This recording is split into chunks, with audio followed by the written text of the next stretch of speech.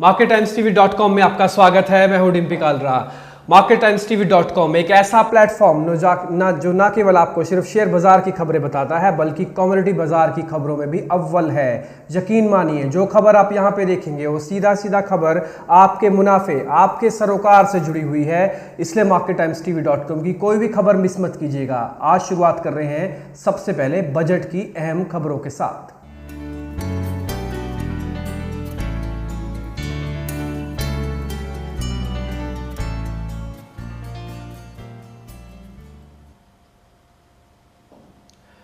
Budget की जो अहम खबरें थी उसमें सबसे पहली जो खबर इस बार सदन में छाई रही, या फिर ये कहें कि सबके लबोलबाब पे थी, वो खबर थी सर्विस टैक्स। सर्विस टैक्स के दायरे को सरकार ने न केवल बढ़ाया बल्कि उसकी दर को भी बढ़ा दिया। जो दर पहले 12.5% के आसपास हुआ करती थी उसको बढ़ाकर 14% कर दिया। बाजार के जानकारी कहते हैं इससे सभी सर्विसेज महंगी हो जाएंगी। असल में सर्विस टैक्स वो टैक्स होता है जो आप सेवाएं लेते समय देते हैं। जैसे अगर आप सीए की फीस भर रहे हैं वो भी सर्विस टैक्स के दायरे के अंदर आती है। हवाई जहाज, ड्राई क्लीनर की फीस, अमूमन सभी फीस जो है अब सर्विस टैक्स के दायरे के अंदर आती हैं। एक और अहम चीज जो सर्विस टैक्स के दायरे के अंदर आने से महंगी हो जाएगी वो है चाय, कॉफी जैसी तमाम चीजें, क्योंकि इनकी माल ढुलाई को सरकार ने सर्विस टैक्स के दायरे में डाल दिया। तो इसका मतलब ये कि सभी चीजें अब आपको महंगा मिले करेंगी। और बाजार के जानकार कहते हैं कि ये इंडस्ट्री के लिए और साथ ही महंगाई से जो सरकार जूझ रही है कम से कम उसके लिए शुभ संकेत नहीं है। तो सर्विस टैक्स का दायरा बढ़ना कम से कम एक खतरनाक बात इस बजट से सामने निकल के आई है। अब आगे बढ़ते हैं और दूसरी अहम खबर थी वो थी इनकम टैक्स। लगातार वित्त मंत्री को जब हम सुन रहे थे, आप भी सुन रहे होंगे, तो उसमें इनकम टैक्स को लेकर वित्त मंत्री ने बहुत ही हल्के में बात की कि वो किसी भी तरह के टैक्स को बढ़ाई या घटा नहीं रहे हैं। यानी कि टैक्स का दायरा जैसे पहले था वैसे ही होगा। इसका मतलब कि 2.5 लाख रुपए तक की इनकम पर किसी तरह का कोई टैक्स नहीं होगा, लेकिन 2.5 लाख या फिर उससे ऊपर की इनकम पे आपको जो पुराने वाला स्लैब है उसी के अकॉर्डिंग टैक्स देना होगा। इसी के अलावा उन्होंने ये भी कहा कि जो सर्विस टैक्स है उसको उम्मीद करते हैं कि उससे भी सरकार काफ़ी रेवेन्यू जनरेट करेगी। एक चीज़ जो उन्होंने टैक्स के बारे में बात कही वो ये था कि वेल्थ टैक्स को टैक्सेशन की लिस्ट से हटा दिया गया है, बल्कि उसकी जगह सुपर रिचार्ज 2% का सुपर रिचार्ज जो है वो वित्त मंत्री ने लगा दिया। तीसरी अहम बात जो लगातार इस बार सुर्खियां बटोरती रही, या फिर ये भी कहें उसकी वजह से सरकार को भी बदलना पड़ा, वो था कालाधन। कालाधन को लेकर वित्त मंत्री जब सदन में बोल रहे थे तो सभी लोग काफ़ी गौर से और काफ़ी अहमियत से इस चीज़ को सुन रहे थे। और वित्त मंत्री ने भी ये कह सकते हैं कि एक किस्म से निराश नहीं किया, क्योंकि वित्त मंत्री ने काफ़ी कठोर कदम उठाने की बात कही है। वित्त मंत्री ने कहा है कि कालाधन को लेकर जो सरकार कदम उठा रही है वो काफ़ी अहम साबित होने वाले हैं। उन्होंने कहा कि अगर आप विदेश में कोई संपत्ति रखते हैं उसकी जानकारी नहीं देंगे तो कम से कम 10 साल की सजा आपको हो सकती है। उन्होंने ये भी कहा कि अगर आप संपत्ति और कर के बारे में जानकारी नहीं देंगे तो जो पेनल्टी आपके ऊपर लगने वाली है, जो जुर्माना आपके ऊपर लगने वाला है वो 300 गुना होगा। तो काफी सख्त कदम काले धन को लेकर वित्त मंत्री ने उठाए और इसका ज्यादातर बाजार के जानकार, उद्योग जगत और आम आदमी ने इसका स्वागत किया है। चौथी अहम बात जो इस बार के वित्त मंत्री ने अपने बजट भाषण में कही वो था कॉर्पोरेट टैक्स को लेकर। कॉर्पोरेट टैक्स एक ऐसा टैक्स होता है जो कि अमूमन कॉर्पोरेट्स को देना पड़ता है और एक कुल टैक्स का करीब 23% हिस्सा रखता है। वित्त मंत्री ने कॉर्पोरेट टैक्स को 5% से घटा दिया। अब जो नई दर होने वाली है वो 25% की है। इससे पहले वाली दर 30% थी, यानी कि जो 30% से 25% अब आपको सिर्फ टैक्स देना होगा। ये जो 5% की बचत कॉर्पोरेट को मिली है, इससे उम्मीद करते हैं बाजार के जानकार कि इससे कारोबार बढ़ाने में, नई नौकरियां पैदा करने में देश में काफ़ी सहूलियत होगी। इंडस्ट्री के लिए एक ऑक्सीजन की तरह ये काम कर रही है। तो ये एक वेलकम स्टेप ज़्यादातर बाजार के जानकार और अर्थशास्त्री बताते हैं जो ये कदम उठाया गया। इसके अलावा जो पांचवी अहम खबर थी वो गार को लेकर थी। गार अपने आप में एक ऐसा मुद्दा है जिससे विदेशी निवेशक पूरी तरह से घबराए हुए हैं। ना केवल विदेशी निवेशक बल्कि भारत में भी जहां पे पूंजी लगनी है वहां पर भी पूंजी पूरी तरह से नहीं लग रहा है, क्योंकि गार को लेकर क्लैरिटी नहीं थी। लेकिन वित्त मंत्री ने इस बार फिर से साफ किया अपने बजट भाषण की स्पीच के अंदर कि गार अगले 2 साल के लिए नहीं लगेगा। एक अहम बात जो गार के मुद्दे पर हमने सुनी और समझी वो ये थी कि रेट्रोस्पेक्टिव इफेक्ट से गार का टैक्सेशन नहीं होगा, यानी कि जो टैक्स पिछली दरों के हिसाब से कैलकुलेट नहीं होगा, बल्कि जो अब नए लिस्टेड होंगे उन्हीं के ऊपर ही टैक्स लगेगा, यानी कि जो पुरानी कंपनीज हैं उनके ऊपर टैक्स ये नहीं बनने वाला। तो ये बहुत बड़ा रिलीफ गार के मुद्दे पर वित्त मंत्री ने कही। साथ में एक और अहम बात जो इसी मुद्दे को पॉलिसी फ्रेमवर्क को लेकर था वो था NACL और सेबी का मर्जर।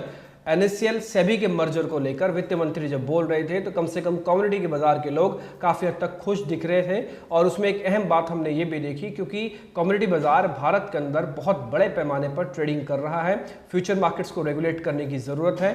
NSCL का जब घोटाला हुआ था तभी से ही ये बात कही जा रही थी कि यहाँ पे फॉरवर्ड मार्केट कमीशन को यानी कि FMC को इकट्ठे यहाँ पे होना होगा और किसी ना किसी अथॉरिटी को देना ही होगा। अब सेबी और FMC की जो मर्जर की बात सामने निकल के आई है उसको एक वेलकम नोट की तरह ज़्यादातर ब्रोकर्स ने भी जाना और अर्थशास्त्री भी कह रहे हैं कि इससे ट्रेड और कारोबार में सुधार होगा, जो धांधलियाँ होती हैं उसको काफ़ी हद तक रोका जा सकता है। इसके अलावा जो एक और अहम खबर थी जो सुर्खियों में छाई रही वो था अलग अलग राज्यों में एम्स खोलने की बात थी। अलग अलग राज्यों में एम्स खुलने जा रहे हैं, आपको राज्य बता दें वो है पंजाब, तमिलनाडु, आंध्र प्रदेश, असम और इसके अलावा हिमाचल प्रदेश को भी एम्स की सौगात मिलने वाली है। यानी कि अगर आप अलग अलग राज्यों में रहते हैं और अब आपको इलाज करवाने के लिए, बेहतर और सस्ता इलाज करवाने के लिए दिल्ली आना नहीं होगा, वित्त मंत्री ये चाहते हैं कि हर राज्य में अपना एम्स हो। हालांकि इसकी पहली शुरुआत इन 5 राज्यों के साथ की जा रही है। इसके अलावा वित्त मंत्री ने कहा कि न केवल आपके स्वास्थ्य की हम चिंता करते हैं बल्कि आपकी शिक्षा की भी चिंता हमारे को है, इसलिए कम से कम हर 5 किलोमीटर के दायरे में एक उच्च माध्यमिक स्कूल जो है वित्त मंत्री चाहते हैं कि होना चाहिए। उसके लिए इन्होंने एलोकेशन भी किया और सर्व शिक्षा अभियान के लिए भी करीब 29,000 करोड़ रुपए का वित्त मंत्री ने बजट रखा है। ये अपने आप में वेलकम स्टेप था। जब वित्त मंत्री इसके बारे में बोल रहे थे तो सभी लोग तालियों की गड़गड़ाहट से इस खबर का स्वागत कर रहे थे। आगे बढ़ते हैं। GST एक अहम मुद्दा है जिसको लेकर व्यापार जगत ये समझना चाहता है कि उनको टैक्स के बोझ से, जो टैक्स से लगातार दबे हुए हैं, वो कब इससे अपने आप को रिलीफ साबित होंगे। वित्त मंत्री ने कहा कि अगले साल अप्रैल से आप GST लगता हुआ देखेंगे, यानी कि एक ऐसी टैक्स प्रणाली देश में हो जाएगी जिसमें आपको बहुत सरल हो जाएगा कि आपके ऊपर टैक्स कौन सा लगने वाला है। टैक्स एक्सपर्ट ये कहते हैं इससे टैक्सेशन की डबलिंग बंद हो जाएगी, जो डबल टैक्सेशन की प्रॉब्लम है वो खत्म हो जाएगी। साथ ही इसमें जो सामान है वो भी काफ़ी हद तक सस्ता हो जाएगा, क्योंकि गुड्स और सर्विसेज दोनों इसके दायरे में आते हैं। और क्लैरिटी के साथ साथ ये भी समझ में आ जाएगा कि किसको कितना सर्विसेज पर टैक्स देना है, उसका पूरा ब्यौरा बहुत ही आसान शब्दों में ग्राहक और जिसको टैक्स जमा करवाना है उसको भी समझ में आएगा। तो GST एक ऐसी बात थी जो कि वित्त मंत्री के भाषण में काफ़ी अहमियत रखती थी और इसको लेकर काफ़ी बेहतर आंकड़े भी सामने निकल के आए। अब एक और अहम बात थी वो था ग्रामीण विकास के लिए। असल में भारत में ग्रामीण क्षेत्र जो है बहुत ज़्यादा है और प्राइमरी सेक्टर भारत की रीढ़ बताई जाती है। उसको गति देने के लिए, उसमें तेजी लाने के लिए वित्त मंत्री ने 80,000 करोड़ का भारी भरकम पैकेज की घोषणा की है, जो कि अलग अलग तरीके से बटेगा।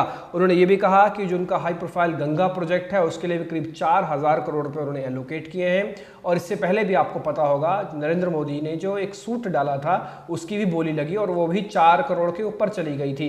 तो 4,000 करोड़ तो पहले से ही है और 4 करोड़ का जो सूट है वो मिला के 44,000 करोड़ से गंगा प्रोजेक्ट ही आप समझ सकते हैं। इसके अलावा महिला विकास के लिए भी भारी भरकम अनाउंसमेंट हुई। करीब 10,000 करोड़ रुपए महिला विकास के नाम पर वित्त मंत्री ने इस बार दिया है और निर्भया फंड के अंदर भी 1,000 करोड़ रुपया बढ़ाया गया है। लेकिन अर्थशास्त्री कहते हैं कि निर्भया फंड का सही तरीके से इस्तेमाल होना चाहिए, ये भी वित्त मंत्री को सुनिश्चित करना होगा। इसके अलावा एक और अहम बात जो आप ये कह सकते हैं कि सभी गृहिणियों से जुड़ी हुई है वो है सोने की बात। सोना जो आप अपने घर पे रखते हैं, कई बार आप सुनते होंगे कि घर में चोरी हो गई और सोना लेके लोग चले गए।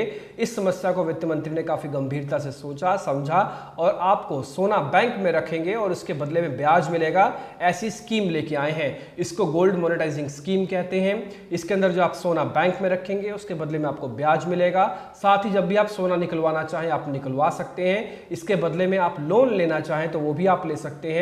वित्त मंत्री का एक और ऑब्जेक्टिव भी था इस स्कीम को शुरू करने के पीछे, वो ये था कि जो गोल्ड हम इंपोर्ट करते हैं जिससे हमारी बहुमूल्य करेंसी चली जाती है बाहर, उसको भी रोका जा सकता है। वो इस तरह से कि जब आप अपने सोने को जो गिरवी रखा होगा बैंक के पास उसको अगर नहीं छुड़वा पाएंगे तो बैंक को ये पूरी हिदायत दी गई है कि वो सोना ज्वेलर्स को बेच सकता है, लेकिन वो ऑथोराइज्ड ज्वेलर को ही बेचेगा। इससे जो ज्वेलर के सोने की मांग है उसको काफ़ी हद तक पूरा किया जा सकता है। तो ये बात समझी बहुत आसानी से जा सकती है कि वित्त मंत्री ने एक तीर से कई शिकार खेले हैं और ये कम से कम एक वेलकम नोट है, ना केवल कमोडिटी मार्केट की तरफ से बल्कि करेंसी की जो प्रॉब्लम देश में आती है, फ्लक्चुएशन आती है वो भी। और ये भी कह सकते हैं कि सरकार जो इंपोर्ट से जूझ रही है उसको लेकर वित्त मंत्री ने काफ़ी अहम पहल उठाई है। और जो एक और अहम बात है जो बीमा से जुड़ी हुई है वो ये है कि अब आपको सिर्फ 1 रुपया ही खर्च करना होगा। वो 1 रुपया हर रोज भी खर्च कर सकते हैं और 1 रुपया एक महीने के हिसाब से भी खर्च कर सकते हैं। 2 अलग अलग स्कीम वित्त मंत्री ने शुरू की है। असल में जो आप 1 रुपया हर रोज देंगे उसमें भी बीमा का जो कवर है वो 2 लाख रुपए का होगा, लेकिन इसमें आपको जीवन बीमा मिलेगा। इसके अलावा आप जो 12 रुपए सिर्फ साल भर के देंगे, यानी कि 1 महीने का सिर्फ 1 रुपया देंगे, उसमें भी कवर आपको 2 लाख रुपए मिलेगा, लेकिन वो एक्सीडेंटल कवर होगा। तो आप हर तरीके से सेफ हैं। आप चाहें तो एक्सीडेंटल बीमा भी ले सकते हैं और आप चाहें तो जीवन बीमा भी ले सकते हैं, लेकिन खर्चा मात्र सिर्फ रुपए में आएगा और जो कवर है वो लाखों में मिलेगा। तो ये एक जो अहम बात है, लगातार बाजार के जानकार समझते हैं कि काफ़ी वेलकम स्टेप है, क्योंकि सोशल पॉइंट ऑफ व्यू से इस खबर को हर किसी ने स्वागत के तौर पर दिया है। इसके अलावा बुजुर्गों को भी वित्त मंत्री ने एक सौगात दी है, वो थी पेंशन फंड को लेकर। वित्त मंत्री का ये कहना है कि आप पेंशन हर किसी को मिलनी चाहिए। भारत पेंशन लेस कंट्री नहीं होना चाहिए, बल्कि पेंशन प्लस कंट्री होना चाहिए। उसको लेकर वित्त मंत्री ने कहा कि जो पैसा आप प्रीमियम का बनता है, आधा पैसा सरकार देगी और आधा पैसा आप देंगे। यानी कि अगर आप 2000 रुपये का प्रीमियम दे रहे हैं तो 1000 रुपये की किस्त सरकार की तरफ से होगी और 1000 रुपये की किस्त आपकी तरफ से होगी, जो कि अगले 5 साल के लिए दिए जाएंगे और इस पैसे को आप 60 साल के बाद एक पेंशन के रूप में भी आपको मिल सकता है। तो ये अहम 10 पॉइंट थे जो वित्त मंत्री ने अपने बजट भाषण में किए हैं, बताए हैं, और हम उम्मीद करते हैं कि इन 10 के 10 पॉइंट जो हमने आपके सामने रखे हैं ये आपके से सरोकार जरूर रखते हैं। आपको ये सारी बात काफ़ी शिद्दत से समझ में आई होगी और उम्मीद करते हैं जो खबरें हम आपके साथ दे रहे हैं ये सीधा सीधा आपके फ़ायदे की ही बात लेके आए। फिलहाल marketimesTV.com से इतना ही। नमस्कार।